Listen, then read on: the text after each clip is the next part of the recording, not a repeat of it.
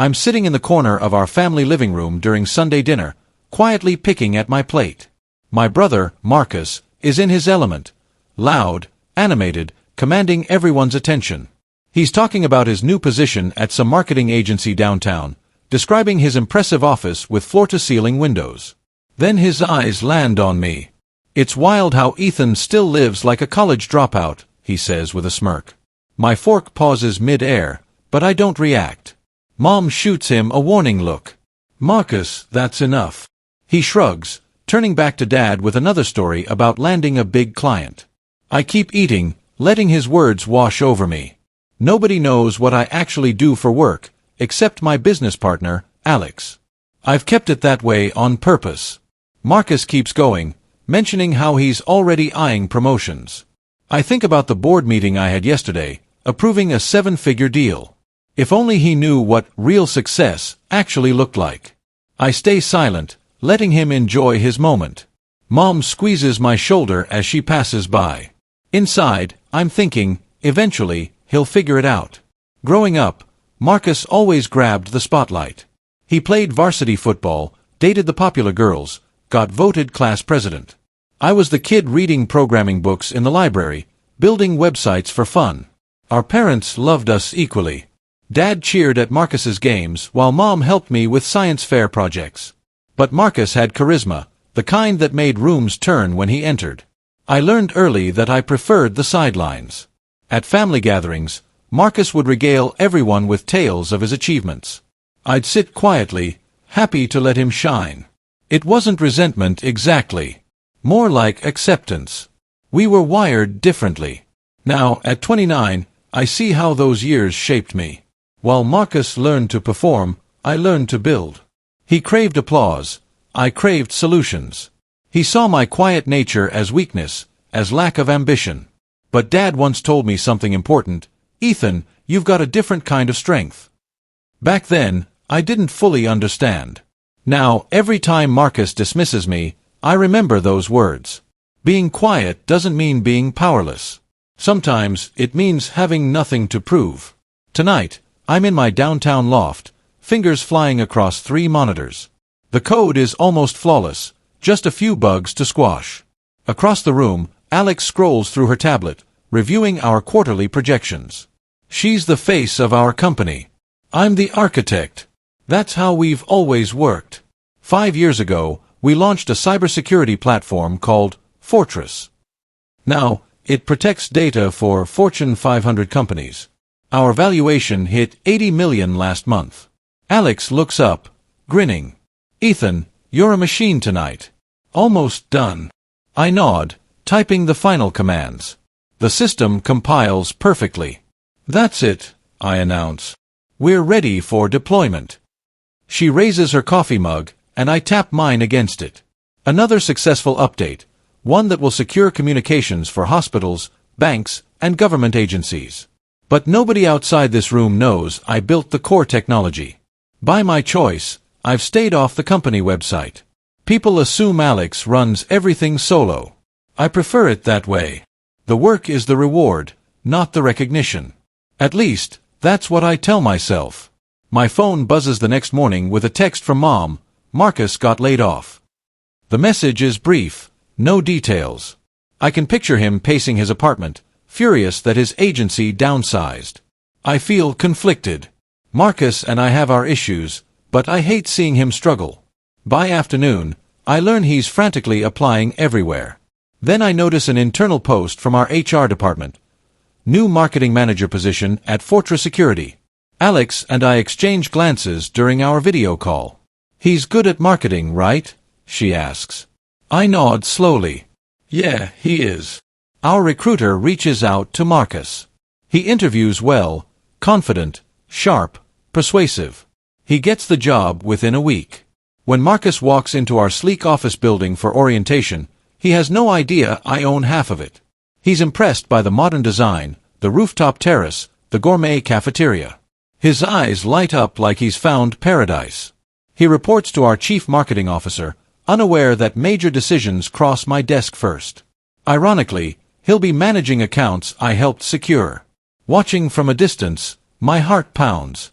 He's entering my world, completely blind to the truth. My parents have given me everything: love, support, encouragement. So I decide to give back in a way that makes their retirement easier. I set up a monthly fund disguised as money from an old friend who moved to Europe years ago. I write a heartfelt letter explaining how their kindness once changed this fictional friend's life. It's a stretch, but emotionally true. I deposit $15,000 every month. It's a fraction of what I earn, and they deserve it more than anyone. When I visit on weekends, Dad shows me the new porch he's building. Mom tells me about the community center renovation they're funding. They're glowing with purpose, never suspecting the money comes from me. That's exactly how I want it. They're so happy, so generous with others. Watching them thrive fills me with quiet joy. They believe in paying kindness forward. I learned that from them. Now, I'm just returning what they taught me, silently, invisibly, the way I've always operated. The best gifts don't need signatures. Every Tuesday, I slip into the office through a back-end trance to sign essential documents. I keep a low profile, using the service elevator to avoid running into employees. Marcus works 3 floors down in the marketing wing. He never sees me. Meanwhile, office gossip swirls about Alex being single. I overhear Marcus asking coworkers about her during a coffee break. They tell him she's brilliant, driven, intensely private. Then someone mentions, there's supposedly a second founder, but nobody's ever met them. Marcus looks intrigued. He jokes with his team, maybe the other founder is imaginary. They laugh. He has no clue the ghost is his own brother. Sometimes, I catch fragments of his opinions. Alex is the real genius here, or, I wonder why she needs a silent partner. He's fishing for details about her personal life. I smile, hearing these second-hand reports. Marcus imagines some mysterious business mogul or reclusive tech wizard. The truth is simpler and stranger. I'm right here, hiding in plain sight. Invisible by choice, powerful by design. I'm in Alex's office late one evening, finalizing a major client presentation. We're tweaking slides, adjusting security protocols, ensuring everything's perfect for tomorrow's pitch. As I step into the hallway, I nearly collide with Marcus. He freezes, staring at me like I've materialized from thin air. Confusion flashes across his face. "What are you doing here?" he demands. His tone is sharp, almost accusatory. It stings more than I expected. I keep my voice steady. Just helping Alex with some tech stuff. Before I can elaborate, he scoffs. Right. I'm sure you're here trying to impress her or something. The assumption hits hard. He thinks I'm chasing Alex for status or attention. In my head, I want to scream, I literally built this company. But I don't. Alex calls out from her office, "Ethan, ready to review the encryption specs?" Marcus's eyes dart between us.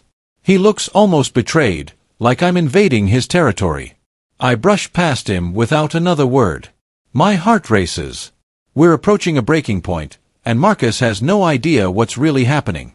Friday morning, I'm reviewing security logs from home when a message pops up on an internal Slack channel I monitor. Heard Marcus said his brother Ethan is trying to ride Alex's coattails. Apparently, he's not even a real employee. Just some tech contractor who hangs around. I lean back, exhaling slowly. The comment stings, but it's typical Marcus. He's always assumed I'm leeching off others' success. The irony is almost funny. He's complaining about a brother who silently co-founded the entire operation. But anger won't help anything. That evening, I treat myself to Chinese takeout and binge-watch a coding documentary. Checking social media, I see Marcus posted a gym selfie with the caption, "Grinding every day." Some people talk, real ones work. I have a strong suspicion that's aimed at me. He's convinced I'm lazy, unambitious, riding on someone else's achievements. Meanwhile, I'm building systems that protect millions of users. I close my laptop, reminding myself that truth has a way of surfacing. Marcus can believe whatever he wants. Eventually, reality will find him. Until then, I'll keep building in silence. I join a virtual board meeting from my home office. We're discussing our new initiative, providing free cybersecurity training to underserved communities. My heart swells as board members praise the program's impact. The meeting shifts to finances. They applaud Alex for her leadership, but she quickly interjects, "None of this would exist without Fortress, our internal code name for me, who made it all possible." I listen as voices overflow with gratitude. We owe everything to Fortress's vision and generosity. I remain off-camera, watching the grid of faces. They know me only as Fortress on official documents. No full name, no photos, no public appearances. That was my condition from day one. It's not shyness. I genuinely dislike attention. The work itself is my reward. Seeing young people learn to code because of our scholarships, that's what matters. The board wraps up, allocating more funds. Alex messages me privately, "They want you at the next gala." I reply, "Not yet." I close my laptop, feeling both relieved and slightly anxious. Staying invisible is comfortable. But I sense that won't last forever. Monday morning, an email appears. Promotion request, Marcus Sullivan. I pause, reading our CMO's glowing review. Marcus identified new market opportunities, impressed clients with creative campaigns. I forward it to Alex with a note. "He deserves it." She responds, "You sure?" I nod to myself. Whatever our personal issues, I won't sabotage his career. 2 days later, the announcement goes out. Marcus Sullivan promoted to Senior Marketing Manager, including a significant raise and expense account. Marcus is ecstatic, posting on LinkedIn about hard work paying off. He probably thinks Alex personally chose him. The truth is, every promotion requires my approval. I'm the one who signed off. I watch from my hidden position as the office buzzes about Marcus's rise. He struts around with renewed confidence, as if destiny itself picked him. Part of me feels glad he's recognized for his talent. He is good at what he does. Even if he'll never believe it, I want him to succeed. That's just who I am, even when he treats me like I'm worthless. 2 hours into our latest security update, media requests flood our inbox. Alex sorts them, tech blogs, business podcasts, a major news network wanting to feature the revolutionary cybersecurity company. One request stands out, a journalist demanding to interview Fortress, the rumored technical genius behind the platform. Alex flags it for me. They want an exclusive. I stare at the email. My stomach tightens. I hate interviews. Even in college, I'd panic during presentations. Cameras and microphones make me want to disappear. I message Alex back, "No thanks." She replies, "They're saying it could be huge exposure." "You sure?" I smile grimly. People think publicity equals success. But I've watched how quickly public attention turns toxic. Once you're in the spotlight, privacy vanishes. I value my anonymity more than any headline. I decline. Alex sighs in our chat, "Okay, but you can't stay invisible forever." I type back, "Watch me." Then I pause. She's probably right. Eventually, my identity will leak. But I'm not ready to trade my quiet life for that chaos. Not yet. When Marcus walks into Alex's office unannounced one Thursday evening, I'm in the adjacent conference room. The walls are thin. I hear everything. "I really like you," he says, voice trembling slightly. My chest tightens. He's confessing feelings. Alex's response is kind but firm. "Marcus, you're talented and I respect you. But I'm not interested in anything beyond professional." There's a painful silence. Then Marcus asks, "Is it because of my brother?" He thinks I'm competing with him again. Alex replies gently, "No. This has nothing to do with Ethan." A chair scrapes. The door opens. Marcus rushes past my conference room, eyes red. He doesn't see me, but I feel his humiliation radiating through the walls. In that moment, I almost want to comfort him. But I know Marcus. When he's hurt, he lashes out, especially at me. Later, Alex finds me. She looks apologetic. I just shrug. We both know Marcus's pride took a serious hit, and I'm probably going to catch the blame somehow. The next few days, whispers intensify around the office. Employees notice the dual signatures on quarterly reports, AC and ES. During lunch, a group speculates loudly, Alex Chen is obviously AC, but who's ES? Are they married? Business school friends? A mysterious investor. Marcus usually dismisses rumors, but I notice him studying his paycheck stub more carefully. He spots that unfamiliar signature, ES, in the corner. His brow furrows. He starts hovering near executive offices, listening when the CMO has closed-door meetings. His curiosity is building. Meanwhile, I maintain my routine, coding from home, visiting the office only after hours. My official designation says, external consultant.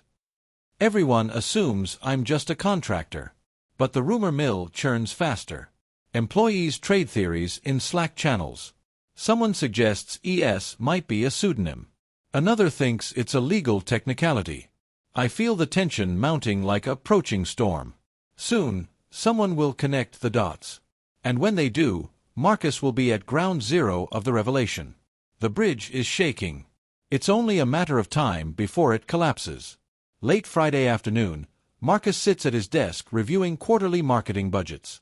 A colleague mentions a payroll discrepancy. Marcus logs into the system to verify numbers. That's when he sees it, the co-founder's digital signature embedded in the document header. It reads, Ethan Sullivan. According to our HR manager, Marcus went completely still. He stared at the screen for minutes. Then he pulled up his own pay stub. There it was again. Ethan Sullivan. His face apparently drained of color. He whispered, "That's impossible. That's my brother's name." Nearby co-workers shrugged. They barely know me. Marcus stands so abruptly his coffee spills. He tries to appear calm, but his hands shake. He mumbles something about checking a discrepancy, but his voice cracks. I imagine his thoughts racing. Ethan? The quiet brother who never amounted to anything? The one I've mocked for years? He's signing corporate documents worth millions? This is the moment I knew would arrive. My signature is right there in black and white. The truth is emerging, whether he's ready or not. The bomb is ticking, and it's about to explode in his face. Marcus locks himself in an empty conference room, laptop open. He's frantically searching internal databases, cross-referencing every mention of Ethan Sullivan. He finds incorporation documents from 5 years ago. My name appears alongside Alex's. We each hold 50% ownership. I can imagine the memories flooding back, me leaving Alex's office late at night, my consultant badge, the rumors of a second founder. Suddenly, it all makes sense to him. He uncovers old project proposals with my name attached. Email chains referencing Ethan's encryption protocols. Legal contracts bearing both our signatures. His hands must be trembling. He's realizing I'm not some tech contractor. I'm the co-founder, the one who built Fortress from scratch, who architected the platform that made the company worth $80 million. He discovers patent filings dating back years. Every single one lists me as the primary inventor. By the time he closes his laptop, Marcus understands the truth. I'm the mysterious ES everyone's been speculating about. The brother he called a failure is half the reason this company exists. His world just flipped upside down. I walk into the boardroom at Alex's insistence. The board is planning a founders celebration event, showcasing our latest security innovations. They want both founders present this time. My stomach churns. Public events terrify me. Speeches, cameras, networking, it's my personal nightmare. But Alex is firm. Ethan, people need to know you exist. It's time. Reluctantly, I agree. Just this once. After the meeting, I notice Marcus's name on the event planning committee. He'll be there, front and center, watching me claim my role. Part of me wants to cancel. Another part thinks maybe he needs to see this. The tension between us has built to a breaking point. He's discovered my secret. We haven't spoken. What will he do at the event? Confront me? Pretend nothing happened? Alex notices my anxious expression. You'll be fine, she assures me. Just be yourself. I nod, unconvinced. The countdown begins. My carefully constructed anonymity is about to shatter in front of hundreds of people, with Marcus standing in the audience, forced to watch his failure brother take the stage. Word spreads through the office like wildfire. Marcus digs deeper, accessing confidential files with his management clearance. He finds a locked folder, co-founder profiles, restricted access. He bypasses the security warning. Inside, my complete professional biography. Education, achievements, patents, everything. The document details my background. Ethan Sullivan, graduated top of his class in computer science, specialized in cryptography, co-founded Fortress Security with Alex Chen. It lists our major contracts, security certifications, industry awards. He reads about our government partnerships, our work protecting critical infrastructure. Every line confirms I'm the silent architect of this empire. Marcus slumps in his chair. He's replaying every insult, every dismissive comment at family dinners, every time he called me aimless or unmotivated. The weight of his ignorance crushes him. But I also sense his anger. Why didn't he tell me? He probably feels betrayed, humiliated, stupid. He's seeing everything differently now. My calm demeanor at family gatherings, my mysterious consulting work, my presence at the office, none of it was weakness. It was deliberate humility. He logs out, chest heaving. The truth is undeniable. And there's no way to unknow it. Marcus doesn't come to work Monday. His manager says he's taking a personal day. I suspect he's processing the revelation. I try to imagine his perspective. Shocked, embarrassed, angry. All those years of mocking me. The jokes about my lack of ambition. The belief that he was the successful one. Now, reality is exponentially bigger. I'm not just employed. I'm a tech entrepreneur, one who never needed to brag. I think back to our childhood. Marcus needed validation. He thrived on praise and trophies. He probably saw my quietness as weakness, never imagining that my self-worth didn't depend on external applause. I wonder if he resents me now, or if he resents himself for being blind. Honestly, I never wanted him to feel small. I never wanted a revenge moment. I just wanted my work to speak for itself. Still, anxiety gnaws at me. He might lash out to protect his ego. Or he might avoid me completely. Either way, the founder's event looms. He'll watch me publicly claim my role. And he'll have to face who I really am, and who he really is. The founder's celebration arrives. I wear a simple navy suit, professional but understated. My nerves are screaming. I'm used to code, not crowds. Alex meets me at the entrance, wearing an elegant black dress. "You look good," she says. I manage a weak smile. The venue is impressive. High ceilings, modern lighting, a stage with massive screens. Tech journalists, investors, and clients fill the space. Servers circulate with appetizers. My heart pounds. I scan the crowd for Marcus. He's standing near the back, wearing a gray suit. His expression is unreadable, nervous, tense, maybe even scared. I step onto the stage beside Alex. The host introduces us, Alex Chen and Ethan Sullivan, the visionary duo behind Fortress Security. Applause erupts. Cameras flash everywhere. I see Marcus's face in the crowd. He looks stunned, pale, like reality is finally sinking in. The host continues, "Ethan, the technical genius who built the platform from scratch." More applause. My face burns. Marcus's eyes are locked on me. He realizes there's no escaping the truth tonight. And I'm finally stepping out of the shadows. Alex taps her glass, calling for attention. "Thank you all for being here. Tonight, I want to properly introduce the person without whom Fortress wouldn't exist, Ethan Sullivan, my co-founder and the brilliant mind behind our technology." Spotlights hit me. My pulse roars. I glance at Marcus. His face is ashen, eyes wide. He looks like his entire worldview just shattered. People stand, clapping enthusiastically. Cameras flash. I step to the microphone. "Thank you. I'm not great with speeches, but this means everything. Alex and I started in my apartment with a laptop and a dream. I'm just grateful we built something that protects people." More applause. I see genuine emotion in some faces. Alex nods encouragingly. I step back from the mic. Marcus tries to approach me, but I'm immediately surrounded by board members, investors, and journalists. He stands there, frozen, arms crossed tightly. I see him swallow hard. I wonder what he wants to say. An apology? An explanation? I can't tell.